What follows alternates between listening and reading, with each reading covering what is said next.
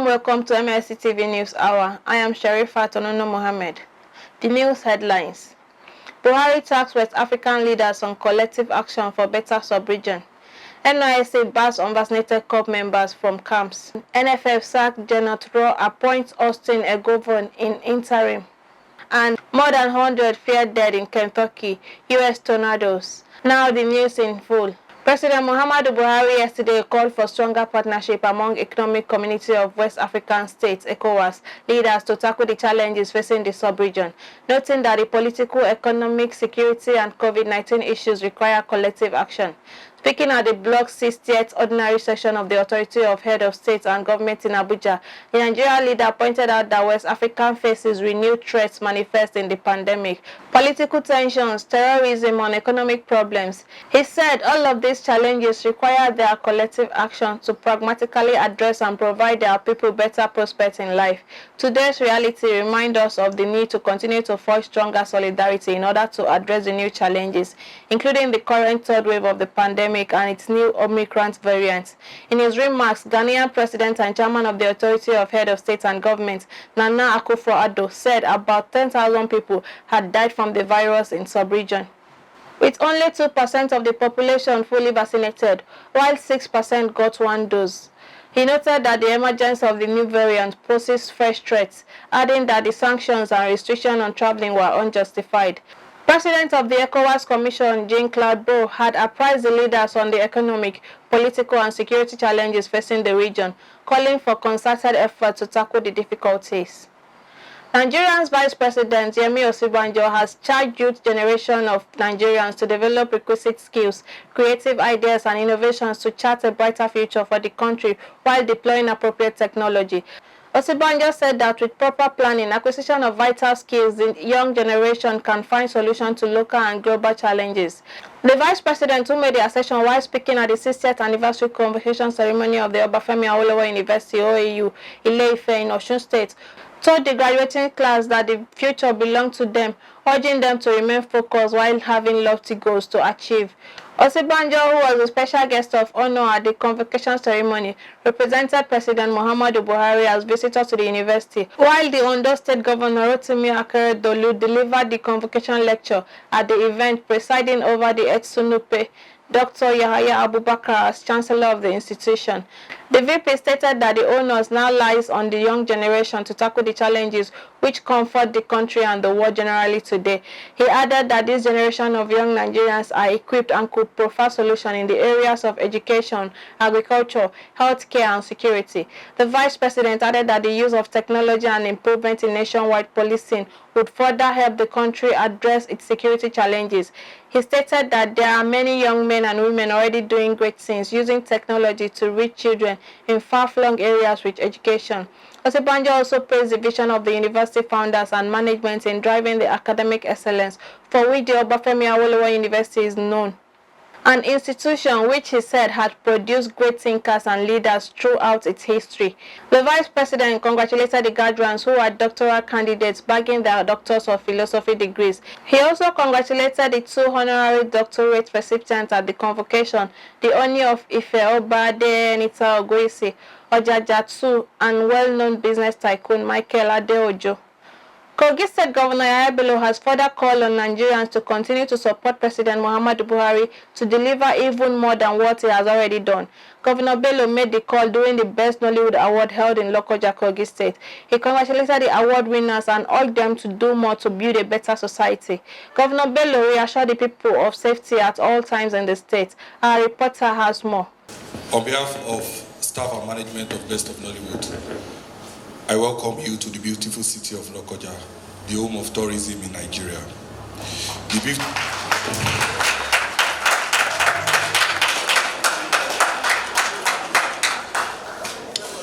The beautiful state run by the youngest governor in Nigeria, Governor Yahaya.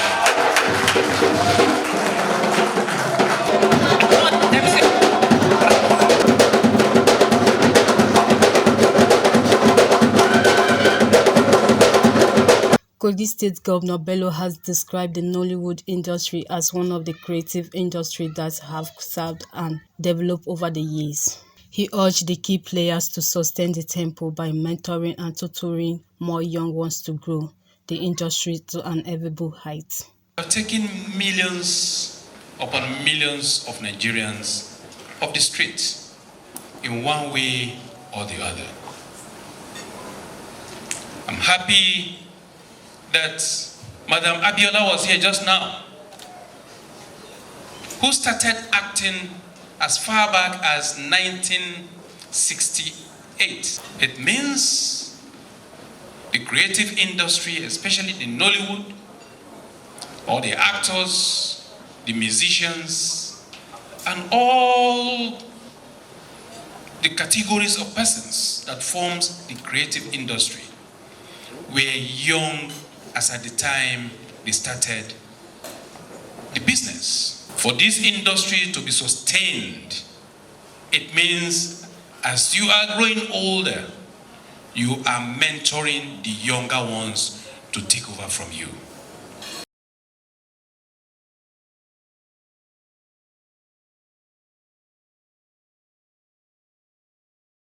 According to the statistics record in the third quarter of the 2021, the sectors of arts, entertainment, and recreation accounted for 0.18% of Nigeria's GDP. The industry participation slightly declined compared to the first quarter of the 2020, when it reached 0.31%. Governor Bello said the entertainment and arts industry have benefited financial support from the present administration of Muhammadu Buhari. Urged stakeholders to always appreciate the gesture the government has made to put Nollywood amongst the world's best entertainment industry. Whenever I stand up here or anywhere or any given opportunity and I say, please, let's appreciate President Muhammadu Buhari, nobody seems to understand what I'm saying. Considering the limited resources and the challenges, considering the situation he met on ground, and what he's still surrounded with, and he's still performing. I refer you to just one gesture that Mr. President have given to the Nollywood or the creative industry. But nobody seems to ever mention this. Even God Almighty that creates you said, if he does anything good for you or bad myself, you should even thank him. If he gives you anything good, however little you thank him, he will do more for you. That is even God that does not even need your appreciation. Mr. President, in order that he touched the life of those in this industry, gave approval to the Central Bank of Nigeria. I don't know if all of us are aware of this. The CBN, in collaboration with the Bankers Committee, as part of the efforts to boost job creation in Nigeria, particularly among the youths. And it has to do with the development of the creative industry financing initiative. If you want to have this information full, simply visit CBN website. Your little age, you took into this industry. You have contributed millions and billions to Nigeria's economy. Today, if you less what you are contributing to our GDP, will be down there. But we can do more. On Who Leads NigeriaCon 2023, Governor Bello has volunteered to take the lead as a youthful governor. In my government today, almost every major tribes, as far as Nigeria is concerned, are represented. That is how we're able to bring all of us together, and we told ourselves the bitter truth that we're shying away from. The Nollywood and hence the creative industry, little resources remain what it is in terms of allocation or IGR or grants. We're able to use it to the best to serve our people. And that is why we are having the result we have today. So if we want to have a better Nigeria, then we must wake up. As a creative industry, as the light for our people, we must enlighten ourselves and tell ourselves that going to those, our fathers, some grandfathers to collect envelopes and still think we want to have a better Nigeria than we're daydreaming. The only envelope I have is to tell you the truth. Mr. President have really unleashed the younger generations to come and take over. President Buhari said younger generations should take their destinies in their hands. If you are not ready, I am ready.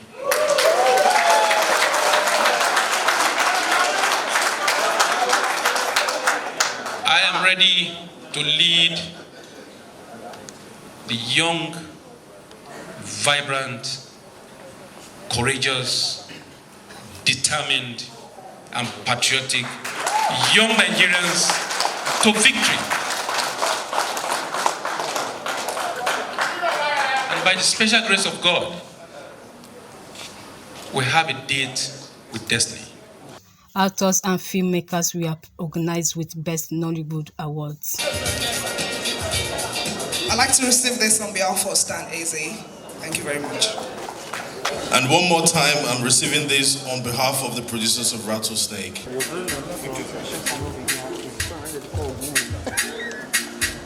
Movie with the best special effect is Voiceless. They commended Governor Bello for what he's doing in the state. And I want to believe that this is the beginning of great things for us in Kogi State, to have these youngsters mix with these people in the industry who can help them. So it's a good thing.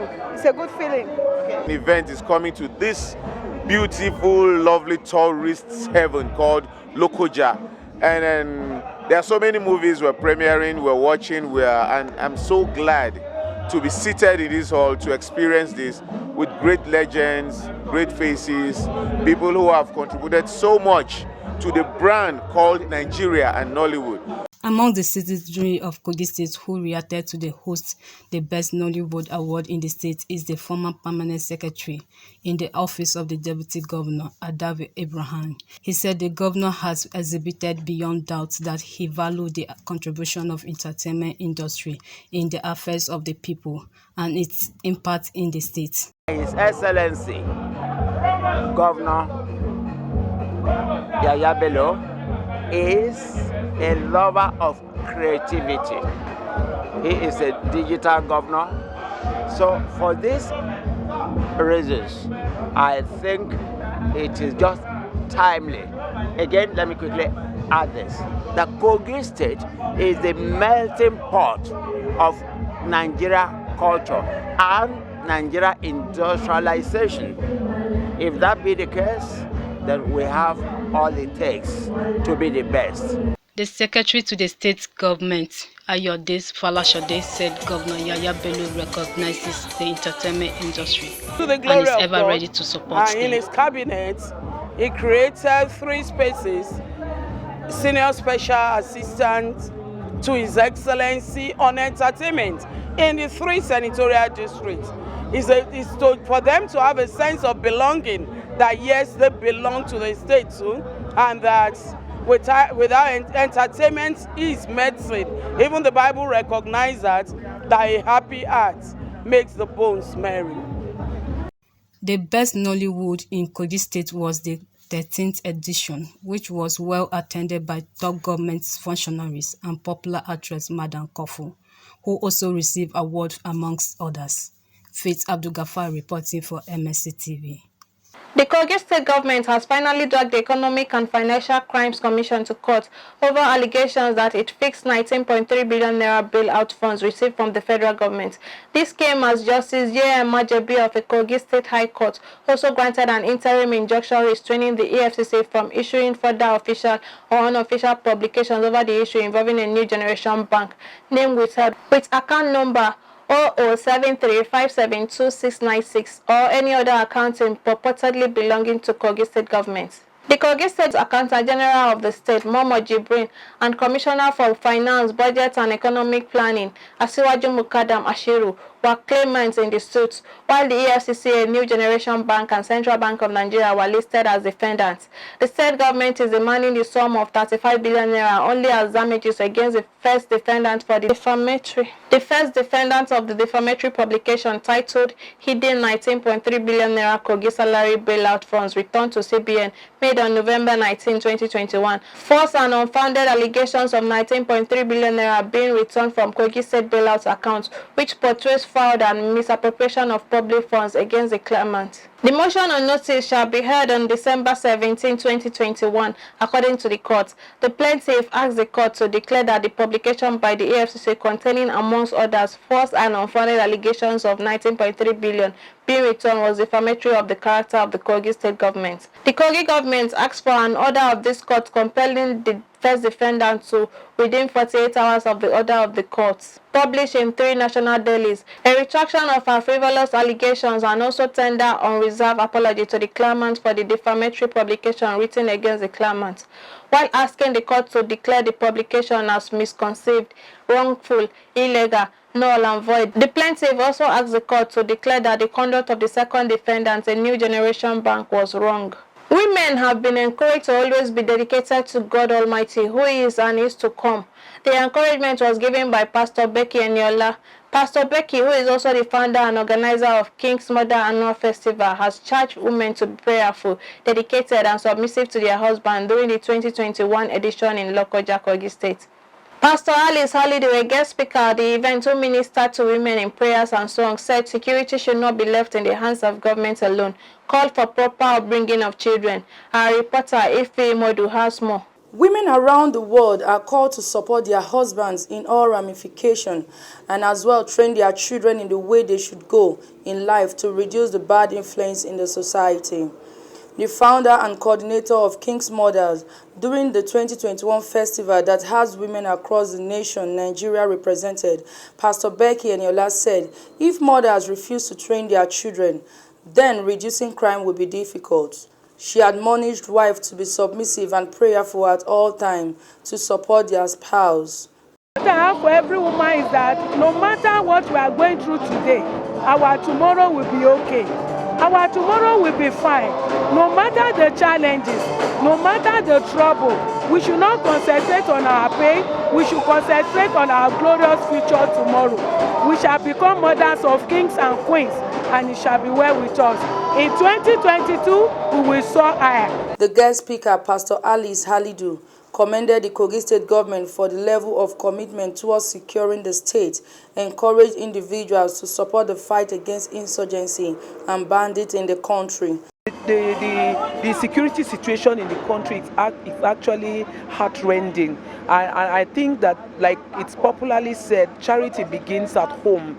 Every woman should know that she's also a stakeholder, that as we train these children from our homes, any children that can listen to the mother, listen to the father, respect mother and father, will not want to be out there perpetuating all these vices we see in the society. So let mothers pick up the challenge to start training their children from home so that the society can become a better place. Others took turn to express themselves.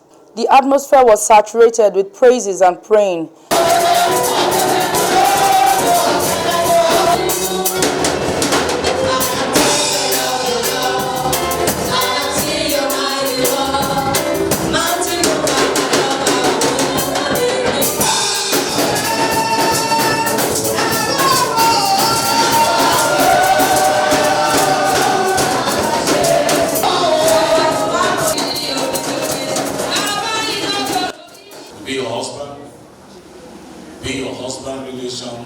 Be your children, be friends, just forgive.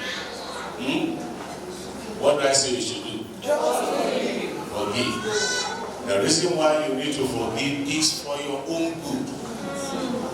It's for your own good. Because if you don't forgive, you'll be leaving your head. Science, there's a correlation between science and Bible. We've been made to understand that what medical sciences cannot do, if you can forgive, you will live a healthy life. So please forgive that person.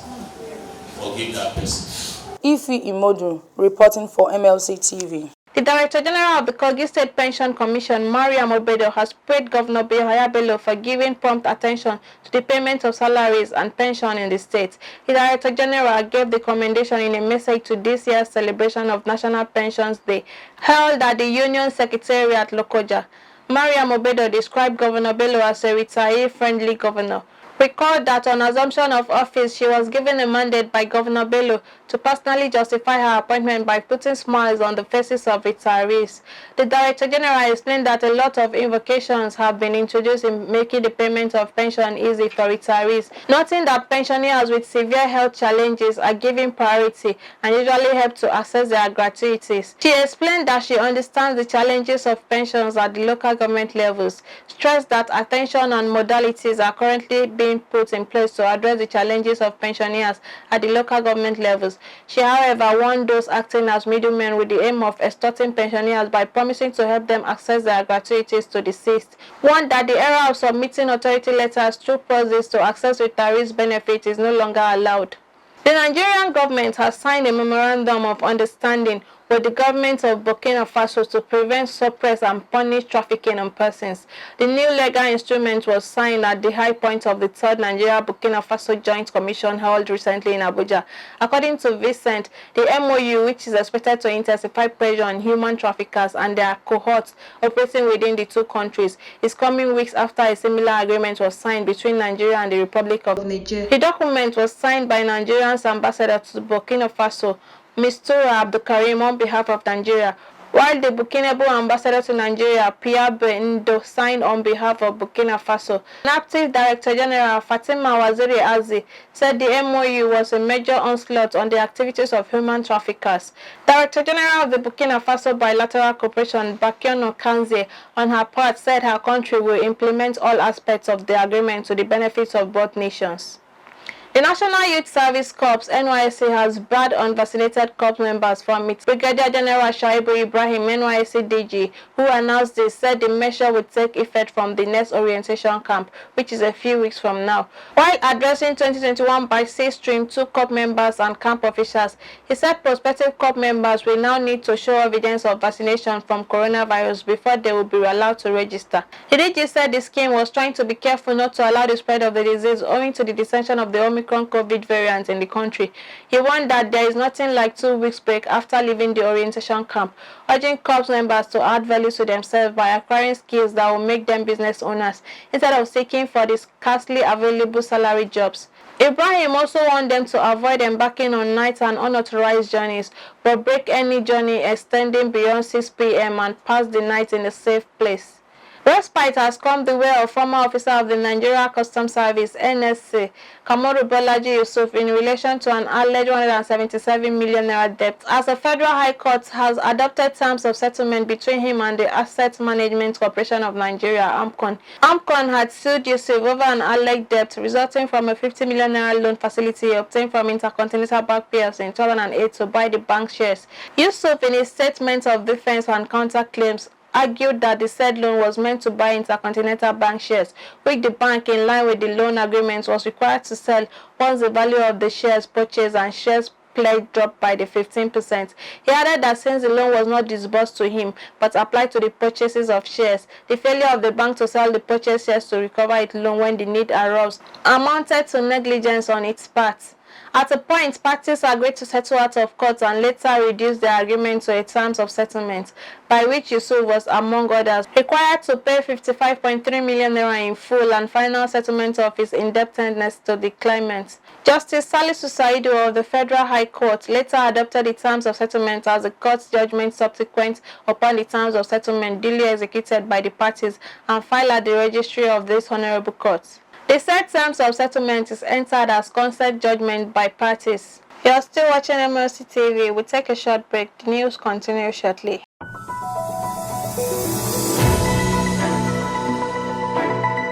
Mlc TV Online is here.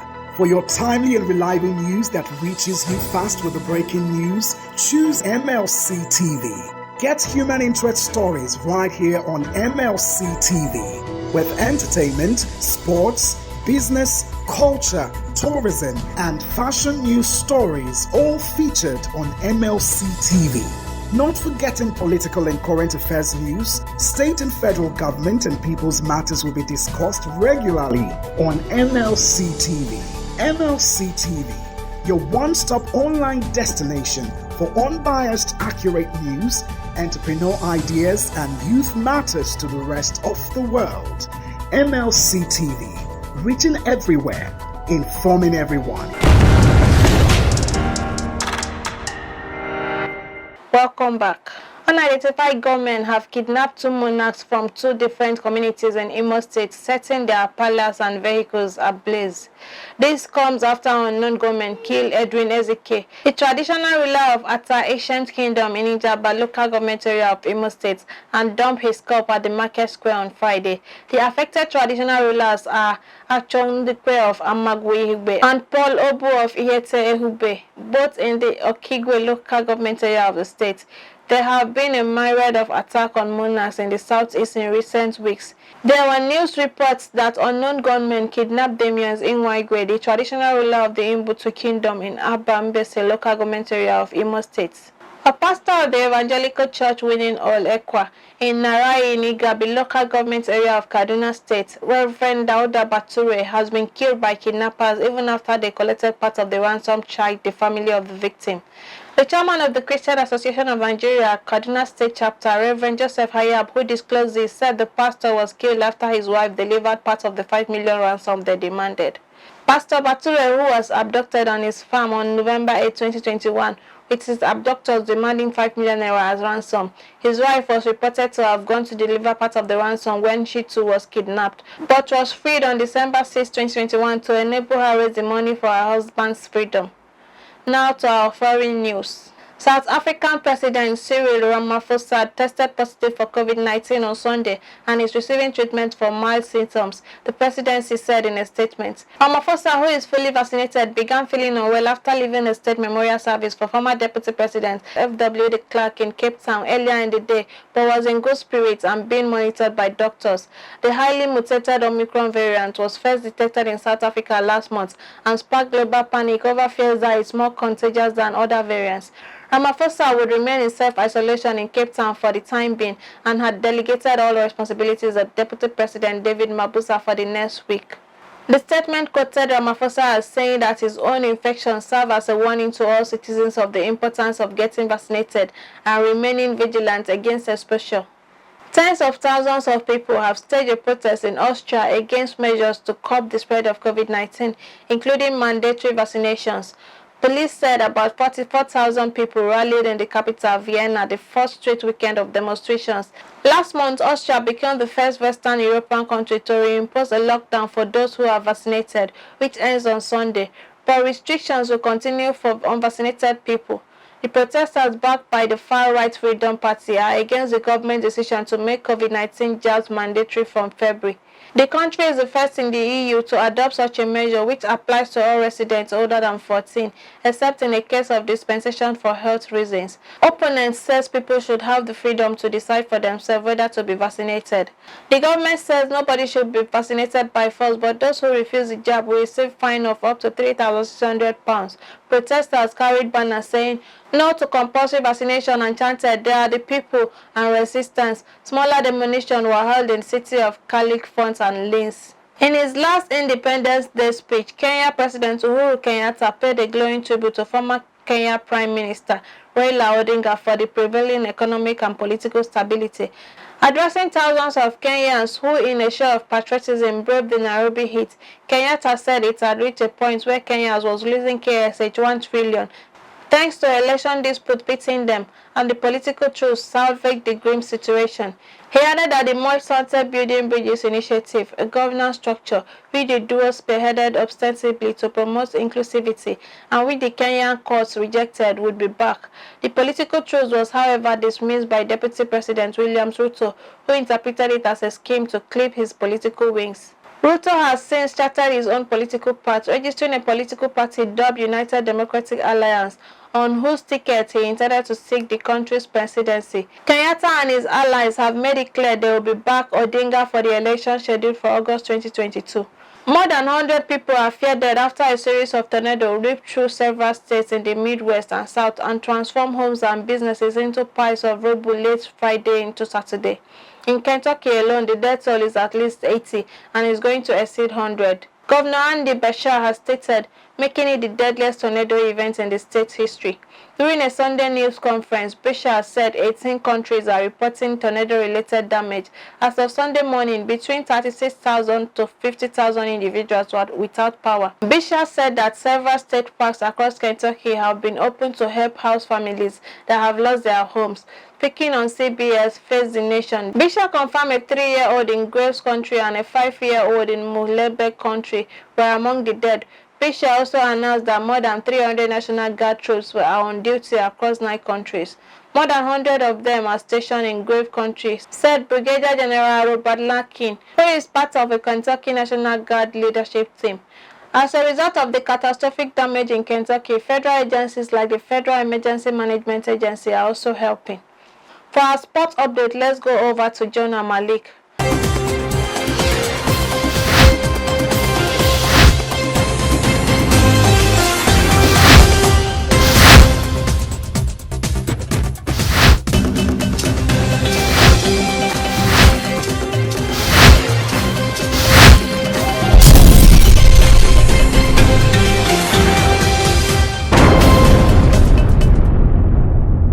Welcome to Sports Update.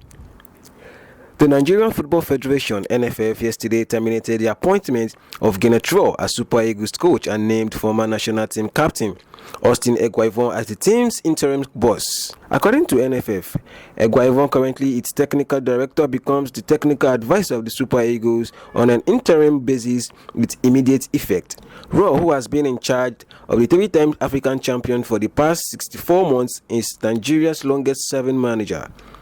In a statement, it was decided that EGUAVOEN will work with Salisu Yusuf, chief coach Paul Aigbogun, Dr. Terry Ogweje, and Joseph Yobo, assistant coaches, and Aloysius Ago, goalkeepers trainer. Also, former Nigerian captains Austin JJ Okocha, Nwankwo Kanu, and Garba Lawal have been appointed to provide technical and ambassadorial support for the crew. Nigerian Professional Football League giants Kano Pillars on Sunday emerged champions of the Medium Presidential Preseason Cup in Abuja.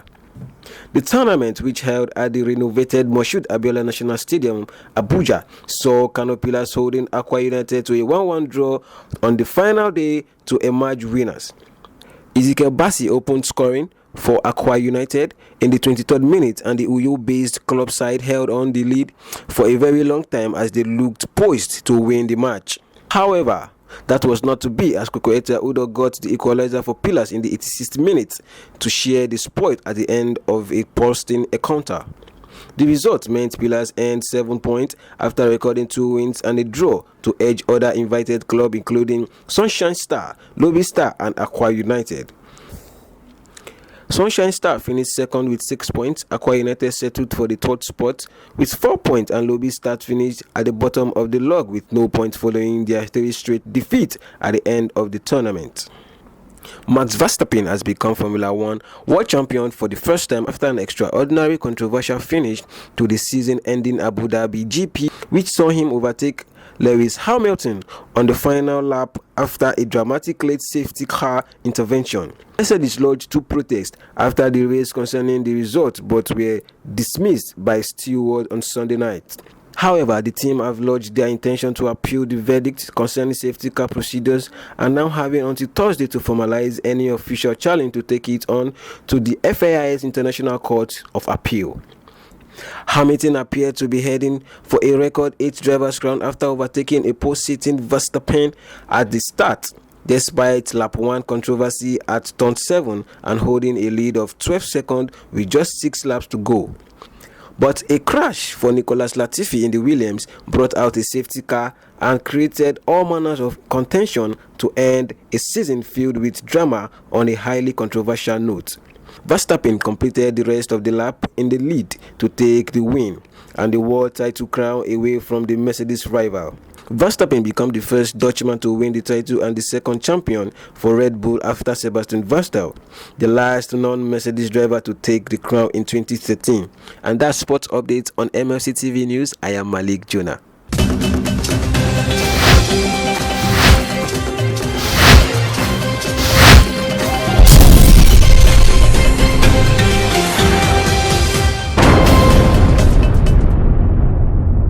Thanks, Jonah, for the updates on sports. Matthias Ideji Peter is standing by for our entertainment news. Over to you, Matthias.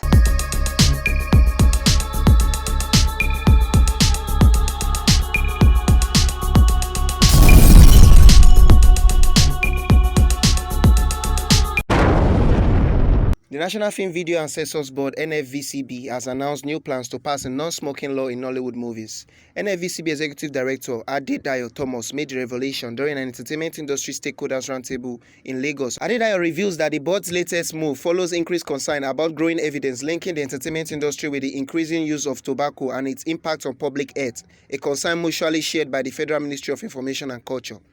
Stakeholders observe that smoking in movies and the entertainment sector is a pathway to young people embracing smoking, the board executive director said.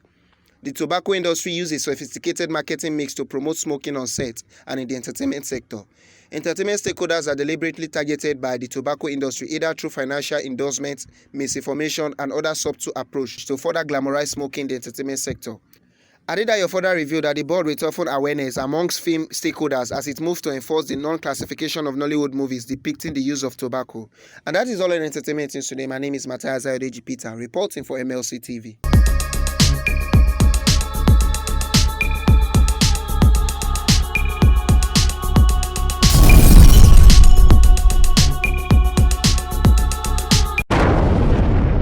Thanks, Matthias. And that's today's news package. Do join us tomorrow via this platform. For your event coverage, for news, sponsorship, and advert placements, call the numbers on your screen or visit any of our social media handles to drop your comment for us. Like our Facebook page, MLC TV, Instagram, MLC TV 2021. Subscribe to our YouTube, Mlc TV. I am Sharifat Mohammed. Thanks for staying with us.